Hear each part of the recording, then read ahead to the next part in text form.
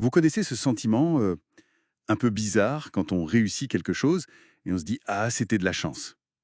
Oui, ou cette petite voix qui dit: «Ils vont finir par voir que je ne suis pas vraiment à la hauteur». Exactement. Cette peur d'être démasqué, quoi. C'est assez courant, en fait. Mmh. Alors, aujourd'hui, on va creuser un peu ça en s'appuyant sur une source intéressante. L'épisode 30 de Success Mindset Goals par Romuald Tranchot. Ah oui, celui qui s'appelle le syndrome de l'imposteur. Ce voleur invisible qui minimise tes victoires. Un titre assez parlant, hein? Très parlant. Notre but, c'est de décortiquer ce que c'est vraiment ce syndrome. Et surtout, de voir quelles pistes propose ce podcast pour s'en sortir. Bonne idée? Allons-y. Alors, pour commencer, comment la source définit ce fameux syndrome? Eh bien, elle le décrit comme cette tendance assez tenace à attribuer nos succès à des causes extérieures. La chance, une erreur de jugement des autres. C'est ça. Et du coup, ça va avec la peur d'être vu comme une fraude, un imposteur. Et on a du mal à fêter ses propres victoires, j'imagine. Exactement. Mais ce qui est important, et la source insiste là-dessus, c'est que ce n'est pas présenté comme une tare et une faiblesse, Ah non, non, plutôt comme une réaction humaine en fait. Et paradoxalement, on la retrouve souvent chez des personnes qui sont objectivement compétentes et qui travaillent dur. c'est fou ça. Mais pourquoi ça peut être si paralysant alors? D'après l'analyse proposée, ça viendrait souvent d'une sous-estimation de ses propres compétences. On ne voit pas sa propre valeur. Ou la peur du regard des autres? Oui, la peur d'être jugé, critiqué, et il y a un paradoxe intéressant qui est souligné. Lequel? C'est que parfois, c'est en devenant plus compétent qu'on réalise l'étendue de ce qu'on ignore encore. Ah oui, le fameux «plus j'apprends, moins je sais». C'est un peu ça. Et ça peut nourrir le doute. La source parle d'une sorte d'humilité toxique. Humilité toxique, j'aime bien l'expression. Et elle mentionne aussi que des études montrent que certains groupes, comme les femmes ou les minorités, pourraient être plus enclins à intérioriser ces doutes. D'accord.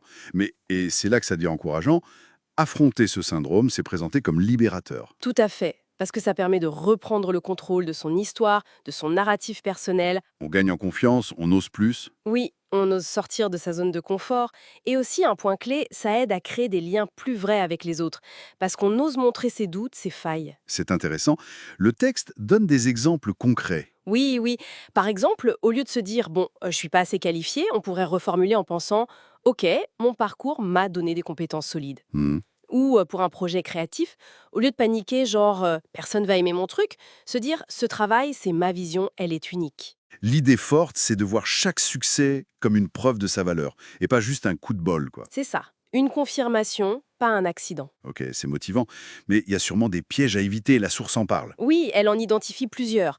Le premier, c'est cette manie de minimiser systématiquement ses réussites. Le fameux «Ah, c'était rien». Voilà. Ensuite, il y a la peur du jugement qui fait qu'on évite des opportunités, des défis intéressants, on reste en retrait. Et le troisième? L'autosabotage. La peur d'échouer est tellement forte on s'arrange pour ne pas réussir. Inconsciemment parfois. Oula, oui. Et le conseil principal pour éviter ça? C'est d'accepter que les compétences, ça vient du travail, de l'effort, pas juste de la chance. Et un truc simple mais efficace, se rappeler activement des retours positifs qu'on a déjà reçus. Se faire une petite boîte à compliments mentale, en quelque sorte. Un peu, oui, ou même physique. Heureusement, le podcast propose des stratégies concrètes pour agir. Oui, plusieurs pistes. D'abord, l'idée de réécrire son récit. Concrètement, remplacer le j'ai eu de la chance par j'ai travaillé dur pour ça. Tenir un journal de ses victoires, même les petites, c'est suggéré aussi, non? Tout à fait. Pour matérialiser les succès.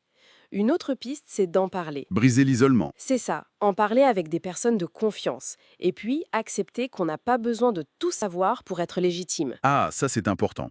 La légitimité viendrait plus de la curiosité, de l'envie d'apprendre. Exactement, plutôt que de la perfection illusoire. Et enfin, une démarche active, demander des retours. Pas juste attendre, mais demander spécifiquement à des proches quelles sont mes forces selon toi. Voilà, pour avoir un miroir plus objectif.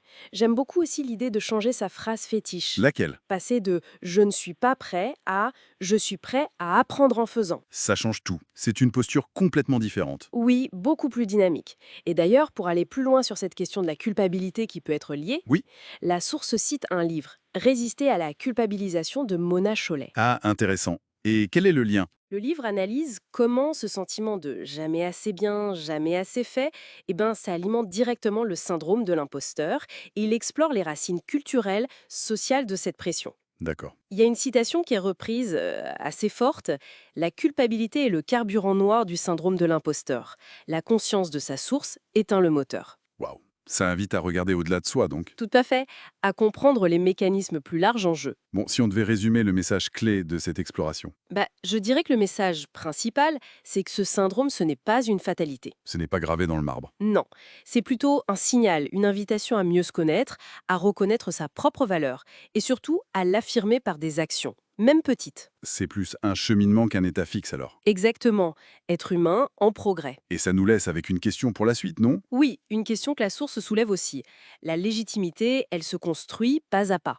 Alors la question pour chacun, ce serait: Vas-y. quelle toute petite action on pourrait faire, là, cette semaine, pour juste reconnaître une compétence ou célébrer une petite réussite personnelle, même si ça paraît minuscule. Hmm. Un petit pas, j'aime bien cette idée.